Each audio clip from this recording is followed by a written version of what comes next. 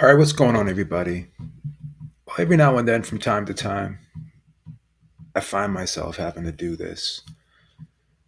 So I want to give a shout out to Steve Kim because he's coined this term on the internet when it comes to these boxing fans, and he calls them fanagers. I'll even go one better. I just think these people are just activists, right? They pretend that they care about things, but what it really comes down to is everyone loves to have that stance and that feeling that they're morally superior to others, right? It's a lot of virtue signaling out there, a lot of performative activism, as I like to call it. And I don't believe for a second these people wake up every day caring about how much a boxer makes or care about another man's salary. Most people wake up every day and worry about themselves, right? So, in a perfect world, yeah, you would want everyone to make as much money as they possibly can. But again, this is a free market economy. Anyone has the right to start a business, and anyone has a right to unionize. They have collective bargaining, right? They have the right to organize, as I said, and these combat sports are no different. Now, when you hear the word independent contractor, right? People misinterpret what that word really is, what it really means in terms of combat sports. Because when you look at leagues, right, they have teams and they have what's called players' unions, right? And the players organized a union, and through collective bargaining, they created that union. A fighter can only negotiate on behalf of himself, he's not negotiating on the behalf of others. So if you're in a union, you're in a group, right? Group of workers or a group of athletes or whatever type of entity that you're in. So a fighter has a hard time being in a union because he's only negotiating on behalf of himself, not a group of people, not a team. Now, if fighters decided, say, all the fighters from top rank decided, hey, we're going to band together and we're going to become a group of fighters and we're going to make a long term commitment to top rank. So we're going to organize a union and we're going to call this, the top rank union, right? Whatever, boxing, the boxers union, for top rank. They would have to commit to a long term deal, right? They couldn't be fight to fight, or they couldn't be two fights, three fights, right? They would have to sign a long term contract, similar to what the players do. They sign multi year contracts in the NBA, the NFL, the Major League Baseball, NHL. Boxers don't do that, right? So it would be difficult. And if you think about it, do you think if they were able to do that, say they all the fighters in top rank banded together, right? I said we're going to create a union. We're going to commit to staying with top rank for 3 years, right? We're gonna sign a 3 year contract with top rank, and we're gonna have a collective bargaining agreement with them. And every 3 years, we have the right to negotiate a new 3 year contract with top rank. Say all the fighters decided to do that. Do you think through the process of organization, do you think a fighter like Tyson Fury or Naoya Inoue or Teofimo Lopez, the guys that are making the most money there, do you think they're going to want to give up what they're making in order for the mid-level guys to get better salaries? So again, even if fighters were able to, or did they decided to collective bargain and they decided to organize, I think there would always be resistance from the people on on the top of the food chain, right? Just like in the WWE when Jesse the Body Ventura tried to organize a union or proposed to organize a union in the WWE, you had someone like Hulk Hogan who went right to Vince McMahon and said, "Hey, no, this guy's trying to start a union. I'm not with that." Because then Hulk Hogan would have to take money you know, from himself, and it would have to be dispersed among the lower card guys. So the people at the top are never going to want to give up what they have, right? So people who have leverage never voluntarily give that up, right? That's just how the world works. And if you want to make comparisons to the UFC and boxing or MMA and boxing, it's like apples and oranges because if you look at the three organizations currently in MMA, obviously UFC is at the top. They have a roster of 700 fighters, right?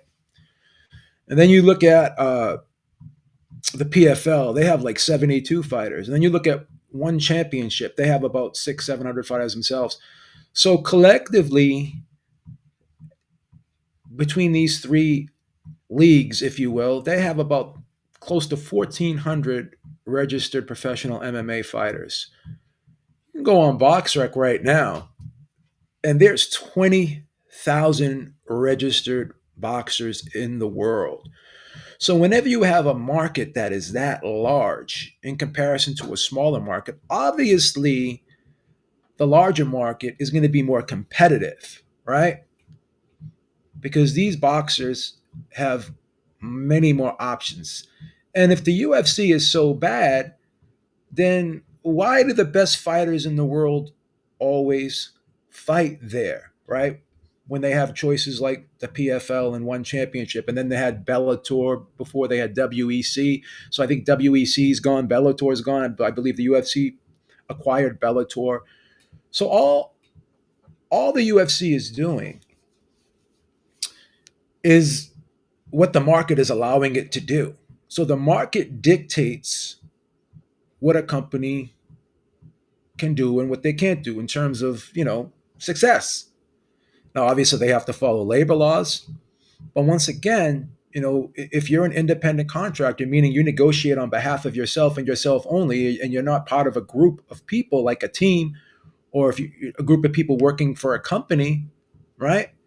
Then can only negotiate on behalf of yourself. So you're negotiating an independent contract on behalf of yourself. Now, people misconstrue what that means. Oh, that means that they can go wherever they want. Yeah, you can go wherever you want after you fulfill your agreement that you had that individual agreement that you agreed upon. Yeah, you could do that, right? But outside of that, if you sign, a 3-fight, 4-fight deal with UFC, you have to fulfill that deal, right? And I know UFC had to pay out, I think $375 million dollars in an antitrust lawsuit because it was determined in a court of law that their contracts were predatory.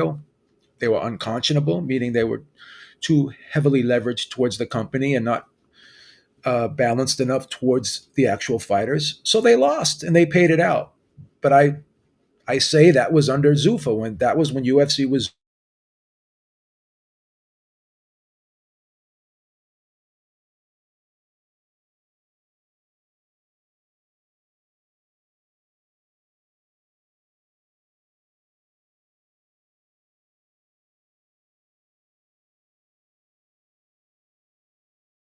to do things that they're not supposed to do, right? So this whole thing about not disclosing how much the event did, Dana White tells you how much the live gate was after every show at the post fight press conference. He tells you how much it did. They tell you how many pay per view buys the event did, um, and you can go you go online and they tell you how much the payouts were for all the fighters. So again, people know how much UFC fighters guaranteed purses are, right? And they know how much the event does because Dana White announces it at the end of every event at the post fight press conference. So, again, this non disclosure concern that people have presented in regards to the UFC, I just don't think it's valid because Dana White does disclose the information, right? Now, one thing that they did before that could be called into question when they were under Zuffa LLC and they were a private company Um, shout out to D Style because he used to say this all the time. He made a great point. He said they probably inflated their pay per view numbers. But if you notice now, when they release pay per view numbers, they're actually not as high as they once were before. Now, again, they had guys like Chuck Liddell, Randy Couture, Brock Lesnar back then, and Conor McGregor when he was at the height of his popularity. So it was a little different back then. I can agree with that. But again, you started noticing that the pay per view numbers weren't as high as they were once they became a publicly traded company. Because the thing is this: you can't you can't stop putting out false information once you're a publicly traded company because the FTC will jump all over your ass. So all this virtue signaling I hear from people, all this performative activism I hear from people, all of a sudden, you're worried about the fighters, and that's fine. I mean, uh, in a perfect world, I'd love to see all fighters get the most they can make, but at the end of the day, you're operating in a free market economy, and the market dictates what you're able to do. And Turkey Al-Sheikh chose to partner up with Dana White. And people are saying boxing's in a good place right now. It's not really broken. And that's, I mean, whatever, however you want to interpret it, however you feel,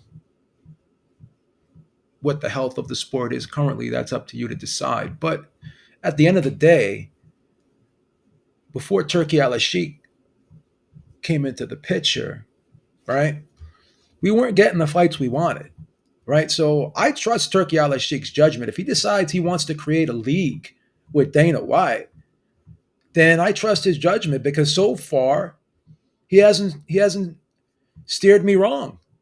I've been happy with the events Turkey Al-Sheikh has put on as a whole, right? So if he decides he wants to create a league with Dana White, then I'm gonna give him the benefit of the doubt. This guy seems to know what he's doing, right? He's put on some great events, and he chose Dana White to be his point person in this whole endeavor, right? So Dana White's entering a different market. Boxing's a different market. It's more competitive, right? So the market will not allow him to be able to do what he does in the UFC. The purses will have to be more competitive in order for these fighters to want to compete in his his league that him and Turki Al-Sheikh are creating. So the assumption that all of a sudden boxing is going to turn into UFC because Dana White decides he's going to be, part of a league with Turki Al-Sheikh, right? I just don't understand like how you could come to that conclusion. Nobody even knows what this is, what this is going to be. All we know is it's going to be kind of like a league format, right? That they put that much out there, and they're looking for a rights deal with the network.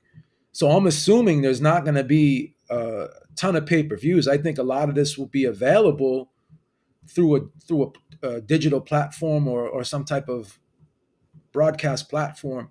And I don't think you have to worry about spending $80 for pay-per-views in regards to this, right? So I don't understand the concern here. I don't understand like nobody knows exactly what this is going to be, right? And people are talking about the Muhammad Ali Act, and I went over this with Maestro, and he even agreed with me to a certain extent that Muhammad Ali Act is pretty much toothless. We saw Al Heyman get a workaround. All you have to do is list yourself as an advisor. Meanwhile, you can bankroll uh, a boxing company, and you can have promoters work under you, but you're the guy behind the scenes pulling the strings. So technically, an advisor doesn't have a manager's license or a promoter's license.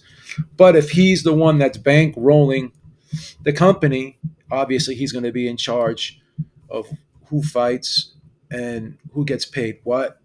And we already saw Al Heyman actually write a check out to Julio Cesar Chavez Jr. It was actually mentioned in the lawsuit, and it was actually posted on Julio Cesar Chavez's Instagram, and then he took it down. So once again, Boxing doesn't have the moral high ground here, you know, and it's a different market than MMA and the UFC because it's much larger. And again, because it's so much larger, it's going to be more competitive. So fighters are going to have more negotiating abilities because the market is bigger. Whenever the market is bigger, then it's, you know, it's better for the worker, right? Because that worker has the ability to shop around. Whereas with MMA, you only have one really big organization, and that is the UFC. So of course they're going to use their leverage. No one, if Eddie Hearn was in a position that Dana White was in, and he could do what Dana White is doing, he would do the same thing. So would Bob Arum, and Al Heyman tried to do to some degree what Dana White did, and he failed because the market would not allow him to do it because the other promotional companies, right, put up a lot of competition, right? And once his money ran out from his investors, he had to change his whole game plan up, right? So the market will dictate whether this is going to be successful or not, right? So all this virtue signaling about worrying about the fighters and this and that, you're a consumer. You're a consumer. When you walk into a store and you want to buy a product, are you going to sit there and be concerned about how much that person who's waiting on you is making? It'd be great that they could make the most amount of money that possible for themselves, but you're a consumer, right? You have to think about getting value for your dollar, right? And Turki Al-Sheikh has given us value for dollar, whereas before he came along, we were not getting value for dollar. And the reason why I compare Dana White to PBC is because PBC tried to apply the UFC model to boxing when they first came around, and they failed, right? And if Dana White tries to turn boxing, or at least this league, into exclusively the UFC, the market will decide whether they like it or not. At the end of the day, what it's going to come down to is the product itself. Stop worrying about all this other shit. You're the consumer, okay? You're the consumer. You're not a shareholder, right? You're the consumer. If you want to be an activist, then that's on you. I'm a consumer. I'm a customer. I care about the product I'm getting first and foremost. That's my position in all of this, right? I'm not here to be an activist. And if Dana White retired tomorrow and someone else was in control of the UFC, do you think automatically they would give up the leverage that they have? You think they would just say, okay, well, we're just going to pay fighters more than we have to just because we want to? No. The market dictates what they're able to pay the fighters. It's that simple, right?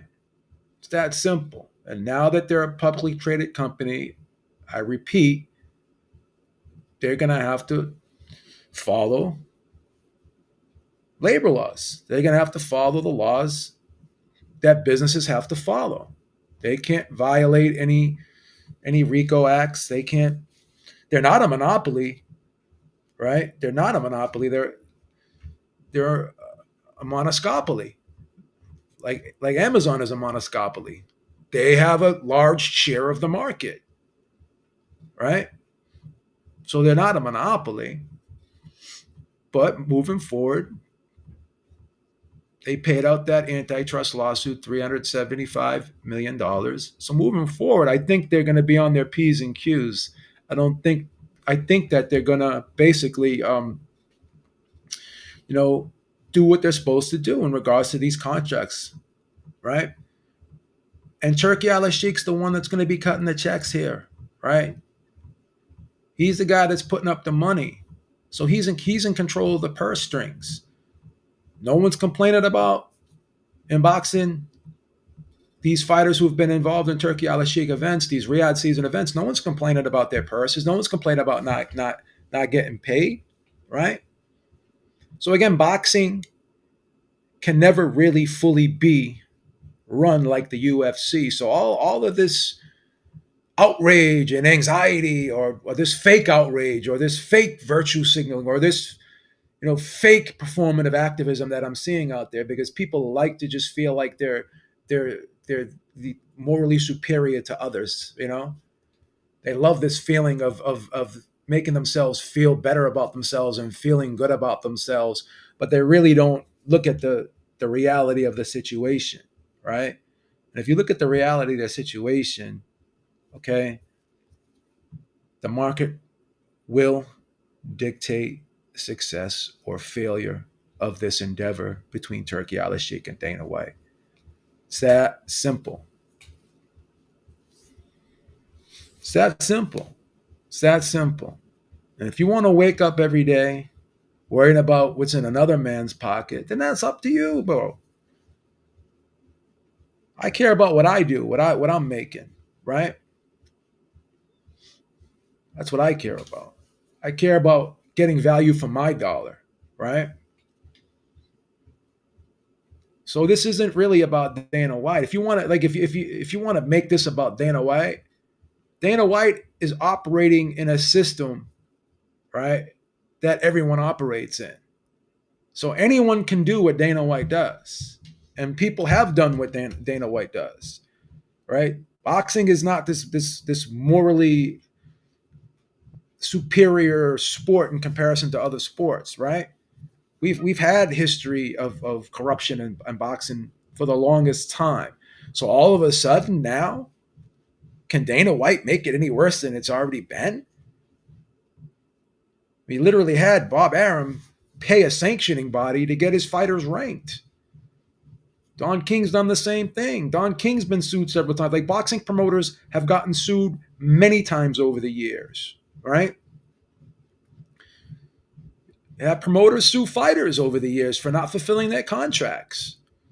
So again, both sports, boxing and MMA, are very litigious sports, right? So again, just to sit here and say all of a sudden the sky is falling because Turki Al-Sheikh is deciding he wants to create a boxing league, and he wants Dana White to be in charge of it, be his front man for it.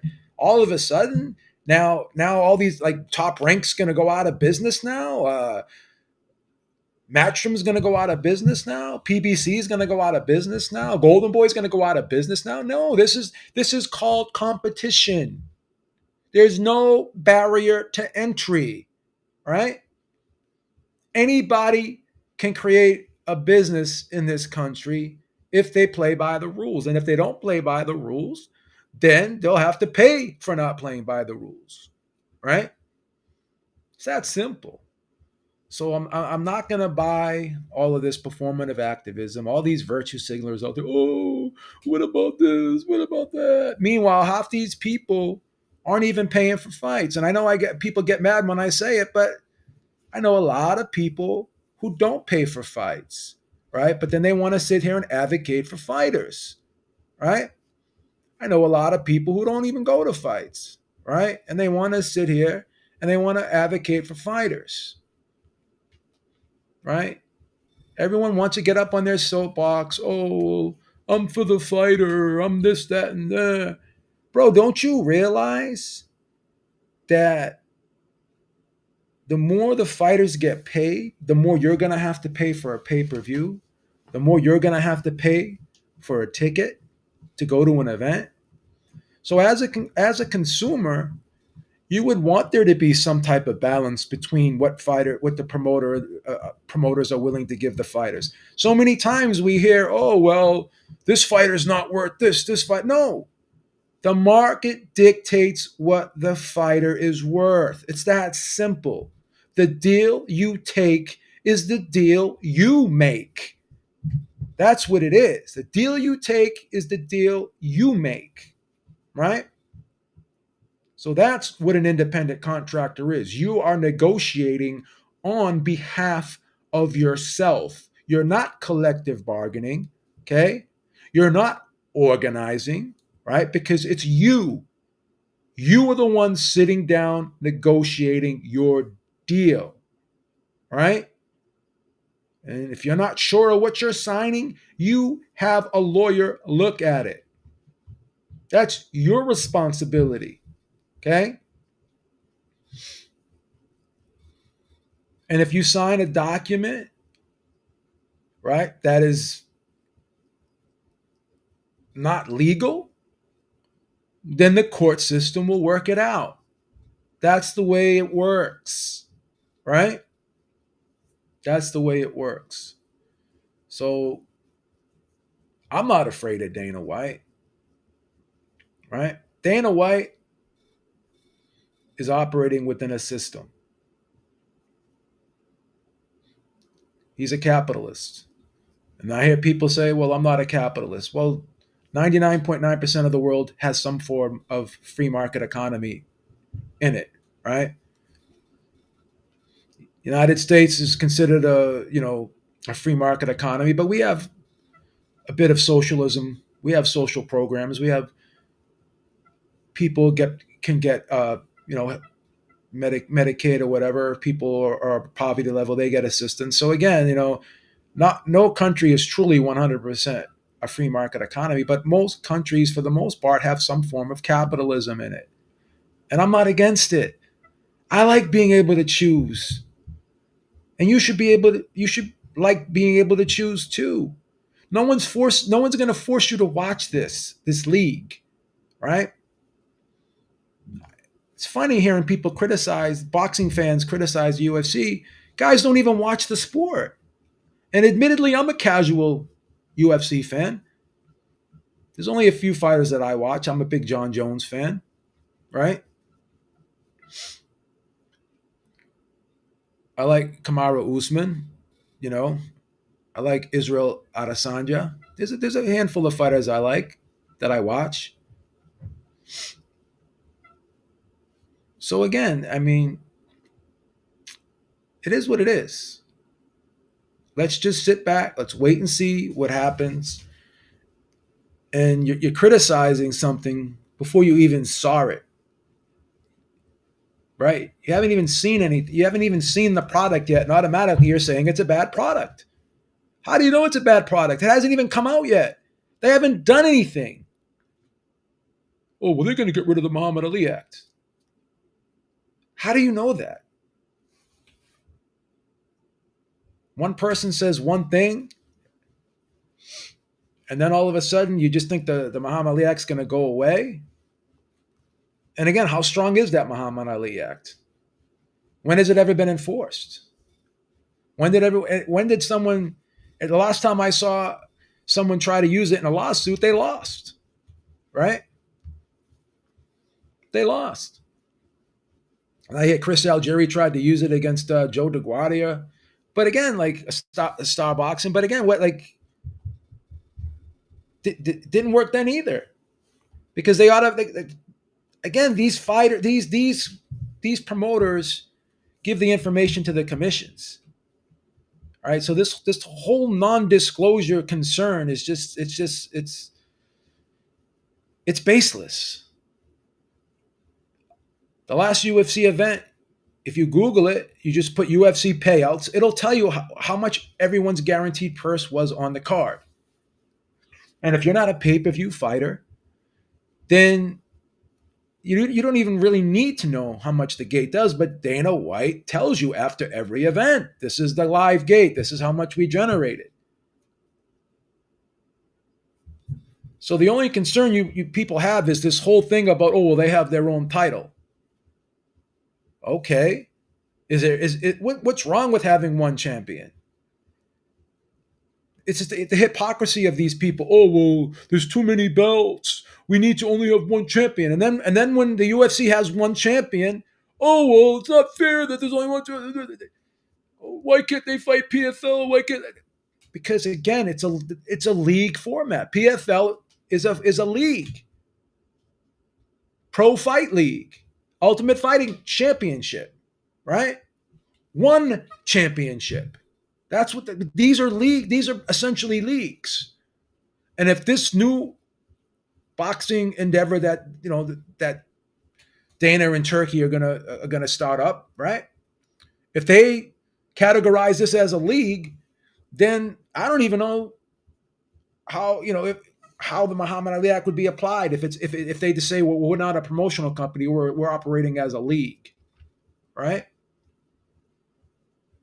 So again, people just worrying about things and they don't even know what's going to happen next. So I don't know. I just think it's crazy. I think there's just a lot of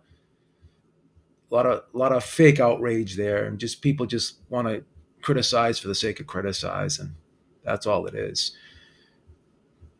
People are just crisis orientated. They thrive off of drama, and that's all they want to do. They just want to create drama. Oh, they everyone needs to create a bad guy. Someone's got to be the boogeyman, and that person is Dana White for some reason. When there's plenty of boogeymen and bad men to go around, all of a sudden we want to point to one man, right?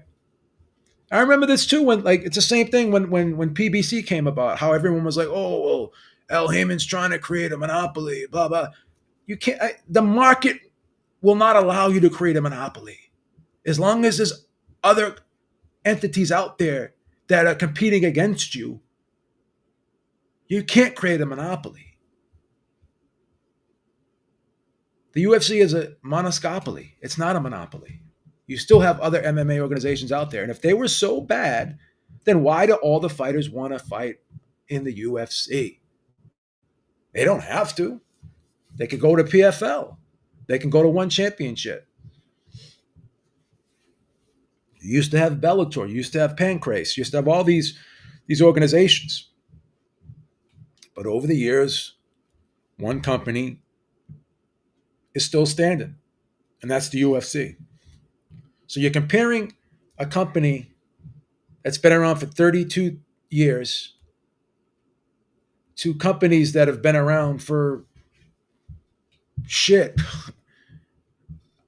I mean, 60, 70, 80 years. Boxing's been around under the Marcus and Queensberry rules for over 150 years. MMA has only been around for 32. So you have such a small entity and you're trying to compare it to a large entity. Again, this is just basic economics. Because MMA is so much smaller than boxing, then of course they're not going to have the amount, the fighters are not going to have the same competitive freedom that they would have in a larger market like boxing. And Dana White is entering that market. So once again, he's going to have to make some sort of adjustments if he wants to survive in this atmosphere, right? In this setting. It's that simple. This is like economics 101. So you're either for the free market or you're not. And if you're not, I don't know what to tell you, because 99.9% of the world, besides I think North Korea and Cuba, right? 99% of the world has some type of free market capitalism in its economy. It's that simple. All right, guys. Thanks for joining me. Make sure you check out the Ringside Reporter podcast every Sunday, 6 p.m. Eastern Time. And until next time, I'm out of here. Have a great day. Take care, everyone. Peace.